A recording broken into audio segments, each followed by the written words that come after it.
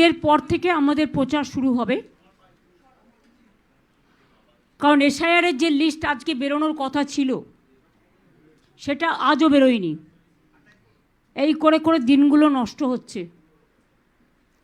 আমি যতদূর শুনেছি 22,60,00,000 লক্ষের মধ্যে করা হয়েছে, তার মধ্যে 10 লক্ষ বাদ দেওয়া হয়েছে।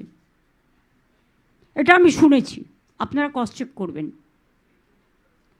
এবং বেশিরভাগ বাদ গেছে মুর্শিদাবাদ, মালদা এবং উত্তর দিনাজপুর থেকে, পার্টিকুলার একটা কমিউনিটিকে টার্গেট করে। হিন্দুদেরও অনেকের নাম বাদ, রাজবংশীদের নামও বাদ, মতুয়াদেরও অনেকের নাম বাদ।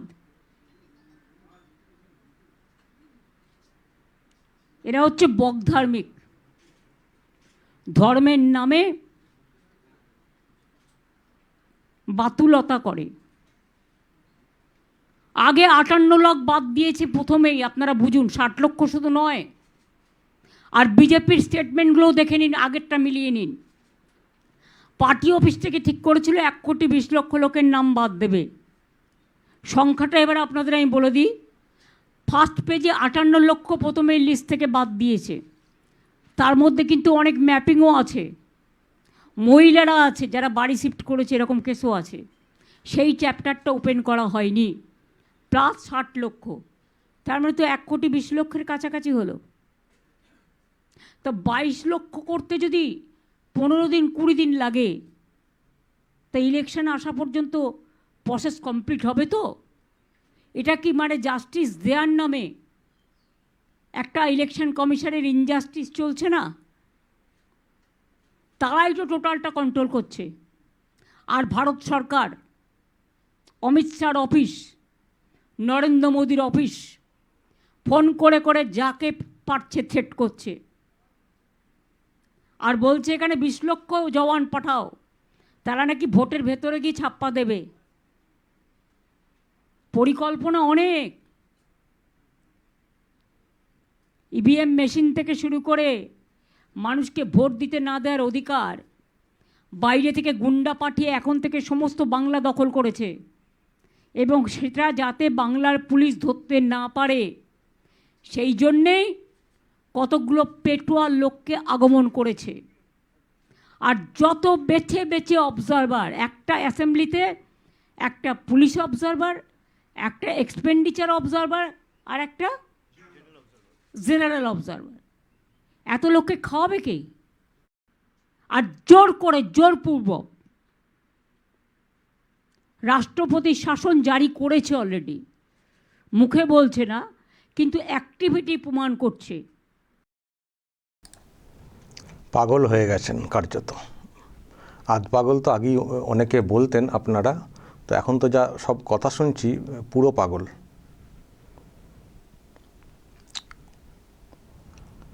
কি দর্শক কি বলবো, রাষ্ট্রপতি শাসন জারি হয়ে গেছে উনি যেটা ফিল করছেন,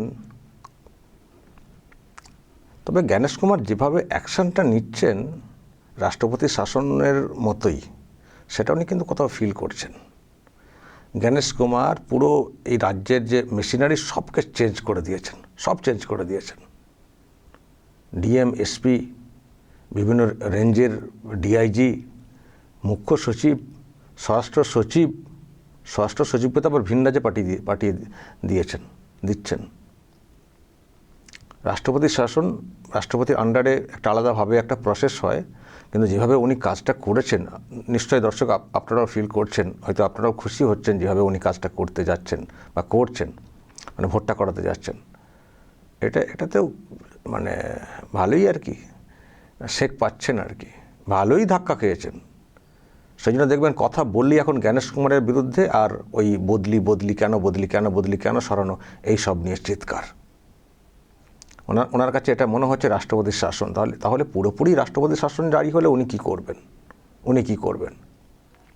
তো যাই হোক, বাংলার মানুষ, বৃহৎ অংশের মানুষ, তারা বলছেন জ্ঞানেশ কুমার মুখ্য নির্বাচন কমিশনার যেটা করছেন ঠিক করছেন।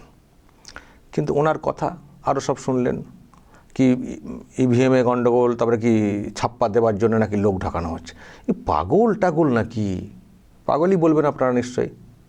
অবজারভার সব নিয়োগ করা হচ্ছে। আরে অবজারভার নিয়োগ করা হচ্ছে ঠিকঠাক ভোটটা হওয়ার জন্যে, যেভাবে এখানে ভোটটা আপনারা করাতেন যাতে সেইভাবে একতরফা ভোটটা না হয়, ঠিকঠাক স্বচ্ছ এবং অবাধ নির্বাচন যাতে হয়, সেই জন্য অবজারভার, নজরদারি। ভালো তো, আপনার জনমত আছে, মানুষ আপনাকে নাকি ভোট দেন, তো ভালো, নজরদারি হলে তো কী হয়েছে। কিন্তু ওই যে কথাগুলো ছাপ্পা দেওয়ার জন্য বাইরে থেকে লোক নিয়ে আসা, এই গাঁজাখড়ি গল্প শোনাচ্ছেন নাকি, ছাপ্পা দিতে আসা। আর সবসময় কথায় কথায় ছাপ্পা ছাপ্পা ছাপ্পা কী করে হয় খুব ভালো জানেন মনে হচ্ছে, খুব ভালো করে জানেন কীভাবে হয়, কোত্থেকে লোক ঢুকিয়ে মানে কী করে কী হয়। আরও সব কথা বলেছেন আজকে, বাইরে থেকে অস্ত্র ঢোকানো হচ্ছে, টাকা ঢোকানো হচ্ছে, তারপরে ড্রাগ ঢোকানো হচ্ছে, কত কথা বলেছেন। মনের একেবারে সব দুঃখ, খেদ, যন্ত্রণা, বেদনা সব উতরে দিয়েছেন, মানে মানে উগড়ে দিয়েছেন যা আছে ভিতরে। শেষ আর হচ্ছে না, কদিন ধরেই বলছেন, পোস্ট করছেন, চিঠি করছেন, ইত্যাদি এইসব করছেন। কিন্তু উদ্বেগের জায়গাটা উনি যেটা প্রকাশ করলেন, উনি হিসেবটা দিচ্ছেন যে এই যে 60 লক্ষ যে যাচাই হচ্ছে তার মধ্যে 22 লক্ষ নাকি হয়ে গেছে, তথ্যে অসঙ্গতি যে বিষয়টা, সেখানে 22 লক্ষের মধ্যে নাকি 10 লক্ষ বাদ ওনার কাছে খবর আছে। পরে বললেন চেক করে দেখে নেবেন। 22 লক্ষ এখনও পর্যন্ত যাচাই করা হয়েছে, তার মধ্যে 10 লক্ষ বাদ, মোট 60 লক্ষ যাচাই।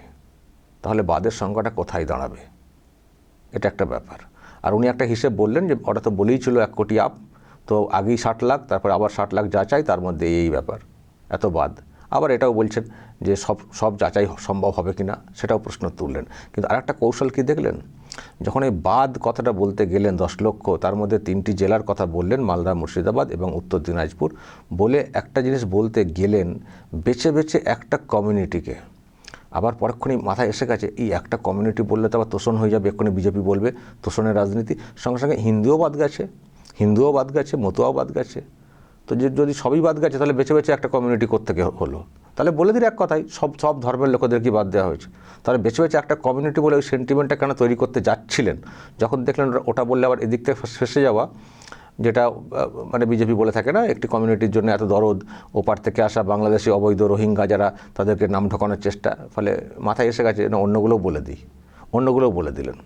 দেখুন, মুসলিম হন, হিন্দু হন, মতুয়া হন, যেই হন, তথ্যে অসঙ্গতি হলে, তবে অসঙ্গতির সবটাই আবার অসঙ্গতি সেটাও কিন্তু না। এই যে অনেকের নাম বাদ যাচ্ছে, আমাকে অনেকে ফোন করেন, আপনাদের মধ্যে অনেকে করেছেন যে আমার তো সব ঠিকঠাক ছিল, কিন্তু আমার নামটা কেন যাচাইয়ে চলে গেল, বিচারাধীন। আবার কেউ বলেছেন আমার তো সবই ঠিক আছে, আমার বাবার ভোটার আছে, সব আছে, আর আমার নাম কেন বাদ। কেউ বলছেন আমার নাম আছে ভোটার, আমার ছেলের নাম বাদ। এটা কী করে সম্ভব? শুনুন, তথ্যে অসঙ্গতি যে বিষয়টা, কিছু জেনুইন অসঙ্গতি আছে, সেগুলো তো বাদ যাওয়ারই কথা, কিন্তু কিছু বিষয় ইনাদের মেশিনারি এমন করে দিয়েছে, মানে এই বিএলও থেকে শুরু করে, বিএলওর একটা অংশ এবং ইআরও, তারা এমন করে সব মানে করেছেন না, বা করানো হয়েছে এই বিতর্ক তৈরি করার জন্যে, তার জেরে অনেকে কিন্তু ভুগছেন। এক হচ্ছে কেউ অজ্ঞ, অশিক্ষিত, কার্যত ঠিক করে কাজ করেননি, তার জন্য অনেক মানে যারা বৈধ ভোটার তারা ফেসে গেছেন। আর একটা হচ্ছে কিছু জায়গায় ইচ্ছে করে অবহেলা করে, দেখেছেন তো কয়েকজন মানে বিএলও তাদের নামে প্রশ্ন তৈরি হয়েছিল, বিশেষ করে ইআরওদের বিরুদ্ধে অ্যাকশনের পর্যন্ত কথা হয়েছে।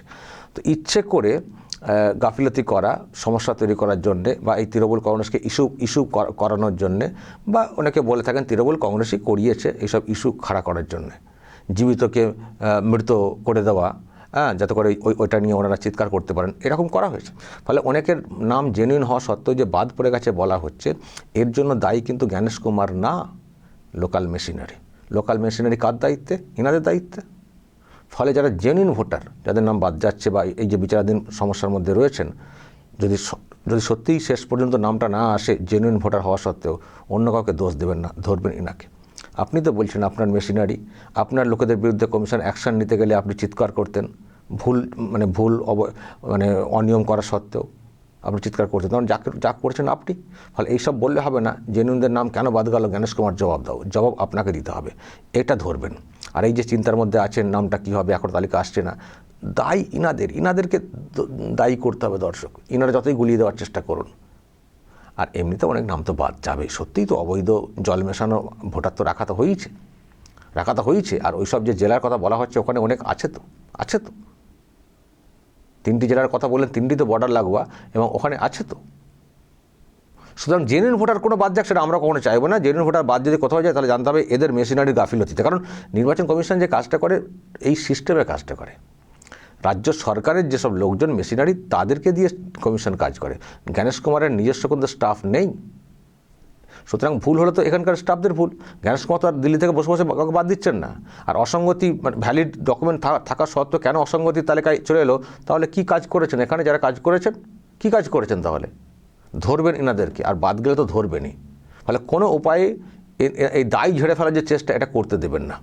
আর আমার ধারণা উনি যতই এইসব করে একটা সেন্সেশন তৈরি করার চেষ্টা করুন না কেন, বাংলার মানুষ বুঝে গেছেন আপনার জন্য আজকে এত সমস্যা। আরও অন্যান্য রাজ্যে এসআইআর হয়েছে, কোথাও কোনো সমস্যা হয়নি। আপনি ঠিক সময়ে ঠিক মতো করে কাজটা করতে দিলেন না, জট পাকানোর চেষ্টা করলেন, এসআইআরকে বানচাল করার চেষ্টা করেছিলেন, পারেননি। জট পাকিয়ে দিয়ে সর্বনাশ করে দিয়েছেন একটা অংশের মানুষের। ঠিকভাবে কোঅপারেট করলে, ঠিকঠাক লোককে ওখানে যুক্ত করতে সাহায্য করলে আজকে এই জটিলতা হতো না। যেমনটা হয়নি তামিলনাড়ু, এরকম একটা রাজ্য, বিজেপি শাসিত রাজ্য না, তার সত্ত্বেও সুন্দর এসআইআর হয়েছে।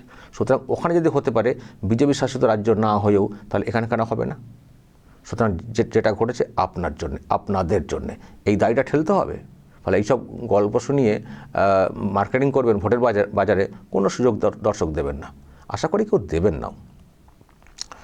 তো দর্শক বলবেন উনি তো এইসব বলেছেন, কিন্তু যে আজকে ইশতেহার প্রকাশ করেছেন ভোটের, সেটাও একটু আপনাদেরকে দেখিয়ে দিতে হবে। আজকে আবার ইশতেহার প্রকাশ করেছেন না ওনারা, এই যে কি আছে তাতে, আমি তো সেরকম কিছু দেখলাম না, সবই গোল গোল, সবই গোল গোল। বাংলার জন্য দিদির 10 প্রতিজ্ঞা। আবার এদিকে বলেছেন সব করে দিয়েছি তো কাজ, উন্নয়ন কিছু বাকি নেই। আবার এইসব ঢপের কি দেখুন না কি বলেছেন, তাহলে বাকি নেই, তাহলে সরকার থেকে সব তো করে দিয়েছেন, তাহলে কেন আর থাকবেন? সব তো কাজ করে ফেলেছেন। আপনার তো কাজ ছিল উন্নয়ন করা, তো উন্নয়ন শেষ মানে আপনার থেকে কী করবেন? চলে যান, সব নাকি উন্নয়ন হয়ে গেছে। আমি দর্শক আপনাদেরকে একটু পরে দেখিয়ে দিই কী সব ঢপ দিয়েছেন। দেখুন 10টা। আচ্ছা, এটা হচ্ছে লক্ষ্মী ভাণ্ডার, লক্ষ্মীদের জয়, স্বনির্ভরতা অক্ষয়, স্বনির্ভরতা লক্ষ্মীর ভাণ্ডারে, বাপরে বাপ। লক্ষ্মীর ভাণ্ডার এই যে দিচ্ছে বলেছে না, 1500 1700 এইসব আর কি হিসেবে দিয়েছে। যুবদের পাশে জীবিকার আশ্বাসে, জীবিকাহীন যুবকদের বাংলার যুবসাথী প্রকল্পে মাসিক 1500 বার্ষিক এত আর্থিক সহায়তা, সব ভাতারই মোটামুটি অঙ্গীকার আর কি, সব ভাতা। বাজেটে কৃষকের হাসি, কত কৃষক হাসছেন এই বাজারে। আমি তো শুনেছি চাষে যারা চাষ করেন তারা লাভই পান না, চাষি চাষ ছাড়া বেরোতে পারেন না বলে তারা চাষটা করেন, কারণ সারের দাম এত আর আলুর বা ফসলের দাম নেই। এই যে আলু যে এখন চলছে, কী অবস্থা বলুন তো, মাঠে দাম নেই, ফসলের দাম নেই, এত পরিশ্রম করে তারা চাষ করেন। আর ইনি যে কোথায় কাকে সহায়তা করছেন কে জানে, ওই ভাতা কিছু দিয়ে থাকেন। নিশ্চিত আবাস, নিশ্চিত বাসস্থান, নিশ্চিত কি চিন্তার অবসান। আচ্ছা, নিশ্চিত বাসস্থান, চিন্তার অবসান, বাংলার সকল পরিবারের জন্য নিশ্চিত পাকা বাড়ি। এটা কেন্দ্রীয় প্রকল্প, ওনারা এত চুরি করেছেন, সেখানে কিছু টাকা এখন আটকে রাখা হয়েছে, তো ওনারা ধার করে কিছু টাকা দেওয়ার কথা বলছেন, কিন্তু অনেক ঢপ। উনি নাকি কত 1,20,00,000 বাড়ি করে দিয়েছেন।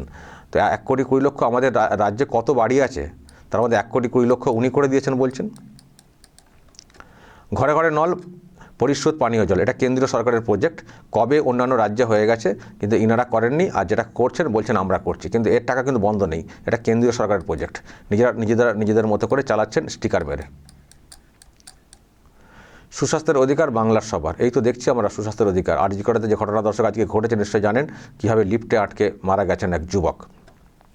প্রতিটি বছর প্রতিটি ব্লক ও টাউনে আয়োজিত দুয়ারে চিকিৎসা, বাপরে বাপ, দুয়ারে চিকিৎসা ক্যাম্প কার্যকর স্বাস্থ্য পরিষেবা পৌঁছে দেবে আপনার দরবারে। হাসপাতালে, মেডিকেল কলেজে গিয়ে চিকিৎসা পাওয়া যাচ্ছে না, ওনারা নাকি দুয়ারে চিকিৎসা পৌঁছে দেবেন। আর লোকালে যেসব প্রাইমারি হেলথ সেন্টার আছে, আছে, দেখুন তো কী অবস্থা সেসবে কোনো চিকিৎসক আছে কিনা, এবং আছেন কিনা। এবং শুনেছি অনেক জায়গা আছে যারা ফার্মাসিস্ট, তাদেরকে দিয়ে চালানো হচ্ছে, বা অনেক সময় গ্রুপ ডি চালাচ্ছেন স্বাস্থ্যকেন্দ্র, আবার বলছে দুয়ারে চিকিৎসা। আসলে পরিষেবাটা প্রয়োজন রয়েছে, নাটকটা বাদ দিয়ে। নাটক দেখান কত কাজ করছি, সেই জন্য দুয়ারে দুয়ারে ক্যাম্প করার চেষ্টা হয়।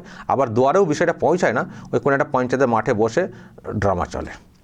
শিক্ষাই সম্পদ, ভবিষ্যৎ নিরাপদ, শিক্ষাই সম্পদ কি বাংলার শিক্ষায়তনের অধীনে সমস্ত সরকারি স্কুলের সামগ্রিক পরিকাঠামোগত উন্নয়ন। দর্শক এটা গোল গোলে কি উন্নয়ন, কত স্কুল, কত কি কোনো নেই, পুরো গোল গোল একটা ব্যাপার। আদৌ কি হবে আর কি হয়েছে সেটা আমরা দেখতে পাচ্ছি।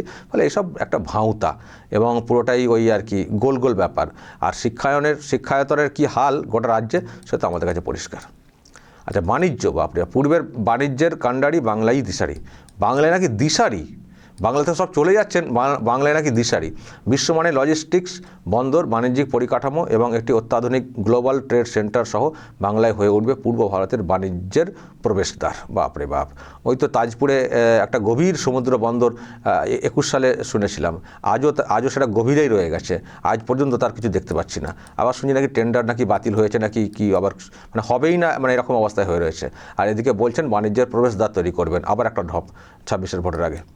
প্রবীণদের পাশে যত্নের আশ্বাসে বর্তমান সকল উপভোক্তার জন্য নিরবিচ্ছিন্ন বার্ধক্য ভাতার সহায়তা নিশ্চিত করার পাশাপাশি ধীরে ধীরে এই ভাতার সুরক্ষা পরিধিকে আরও সম্প্রসারিত করে সকল যোগ্য প্রবীণ নাগরিককে এর আওতায় নিয়ে আসা। এটা কোনো অঙ্গীকারের, এটা সরকার ভোটে আসছে, এ তো কমন ব্যাপার বয়স্ক মানুষদের একটা, এর জন্য আবার লিখে দেখাতে হবে, এটা একটা পয়েন্ট, একটা সরকার, এটা মিনিমাম একটা মানে অধিকারের মধ্যে পড়ে। এটা ওনারা লিখেছেন, কী সহায়তা করছেন সেটা আমরা দেখতে পাচ্ছি। বয়স্করা চিকিৎসা করাতে গেলে তাদের কী হাল হচ্ছে সেটা আমরা দেখতে পাচ্ছি।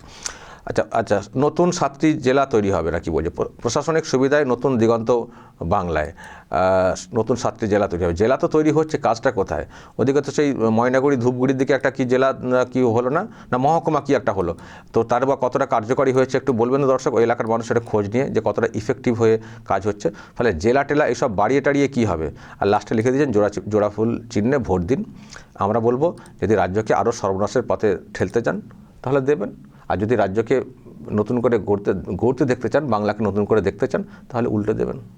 তাহলে উল্টো দিকে যাকে শক্ত খুঁটি পাবেন তাকে ভোটটা দেবেন। এইসব অঙ্গীকারের প্রতিজ্ঞার কোনো মূল্য নেই। প্রতিজ্ঞা উনি আরও এর আগেবারও করেছেন। আগেরবার তো সব কত কি চাকরির অঙ্গীকার করেছিলেন, এবার দেখি চাকরির অঙ্গীকারগুলো নেই। আগে বলেছিলেন না যে পুলিশে এত নিয়োগ, শিক্ষকদের এত নিয়োগ, ডবল চাকরি, কত কি বলেছেন। আসলে সেই খাতাটা খুললে হয়তো দেখবেন কত ঢপ ধরা পড়ে যাবে। তো এখন আর স্পেসিফিক নির্দিষ্ট করে কিছু বলছেন না। বলবেন কি করে? টাকা পয়সা কোথায় ধার করে চলছে, তারপরে এত ভাতার ঘোষণা চলবে কি করে? এখন ওই গোল গোল কথা, যার হাতা পাবেন না মাথা পাবেন না, এরকম বলা হচ্ছে এত করবো, কিন্তু যখনই প্রশ্ন করবেন কোটা মানে এটা করলেন কোথায়, তখনই দেখবেন বলা হবে কোথায় বলেছিলাম করবো বলে। না, আপনি যে বলেছিলেন শিক্ষায়তনের কি উন্নয়ন, হ্যাঁ এই তো একটা বিল্ডিং দেখিয়ে দেবেন, কিন্তু আপনি যদি বলেন যে আমার এই স্কুলটা বা এখানে কেন শিক্ষক নেই, এখানে কেন অমক নেই, যদি নির্দিষ্ট করে বলতে চান তখন ওনার বলা হবে আরে নির্দিষ্ট করে কোথায় আমরা বলেছি যে আপনার স্কুলটা ঠিক করে দেবো বা এত শিক্ষক নেবো বা এত করবো বা এতগুলোকে ইংলিশ মিডিয়াম করবো, বলেছি দেখাও। বুঝতে পারছেন? মানে গোল বলে দিচ্ছেন এই করবো সেই করবো, কিন্তু নির্দিষ্ট করে কিছু উল্লেখ নেই। ফলে আপনি ধরবেন কী করে? ফলে এটা হচ্ছে ঢপ। ওনারা কিছুই করবেন না, জাস্ট ভোটের আগে প্রতিজ্ঞার নামে ঢপ। ওনার প্রতিজ্ঞা তো আমরা দেখে নিয়েছি কত প্রতিজ্ঞা জীবনে করেছেন, বিশেষ করে বেকার সমাজ তারা আরও পরিষ্কার বুঝতে পেরে গেছেন। ফলে এটা হচ্ছে ঢপ। এই ঢপবাজি করে আবার ক্ষমতায় আসার চেষ্টা করছেন। কিন্তু আমি আপনাদেরকে একটা কথা বলে দিই, লিখে রাখুন, যদি ওনারা এবার ক্ষমতায় আসেন না, কোনো কারণে আসবেন না, আমি তবু বলছি তর্কের খাতিরে, আগামী 2 বছর কিচ্ছু করবেন না, সেই যতক্ষণ না লোকসভার ভোট আসছে। করবেন না বলতে রসদই তো নেই না, ভাতা দিতেই তো সব চলে যাবে, দেখবেন কিছুই হবে না। চাকরি বাকরি, সরকারি চাকরিদেরও তো সেরকম তো কোনো কথা দেখতে পাচ্ছেন না, শেয়ার দেখলেন তো কিছুই করবে না 2 বছর। পুরো ভাইপোকে তো কোথাও খুঁজে পাওয়া যাবে না, উনি হয়তো বিদেশে ঘুরে বেড়াবেন। যতক্ষণ না লোকসভার ভোট আসছে তার আগে দেখবেন কিছুই কাজ হবে না, পুরো অন্ধকার দেবে রাজ্যটা। আর ভাতায় তো সংসার চলবে না। যারা ভাবছিলেন যে চলে আসবো পরিযায়ী শ্রমিক, এখানে এসে চলবে, দিদি ভাতা দেবেন, ওই তো 5,000 নাকি দেওয়ার কথা বলেছিলেন, শুধু ভোট পর্যন্ত, তারপর তো সেটাও মিলবে না।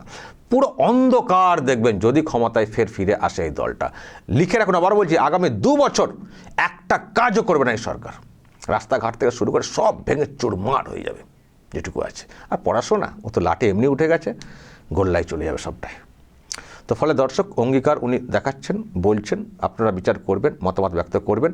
আর তার আগে উনি যে বক্তব্য রাখলেন দর্শক, রাষ্ট্রপতি শাসন উনি ফিল করছেন এবং যে নাম বাদ যাবে সেটা নিয়েও উনি অনেক উদ্বেগ প্রকাশ করছেন। কিন্তু ওনার আসল বিষয় কি দর্শক, অবশ্যই বলবেন যা বলার এবং নজর রাখবেন আরামবাগ টিভিতে।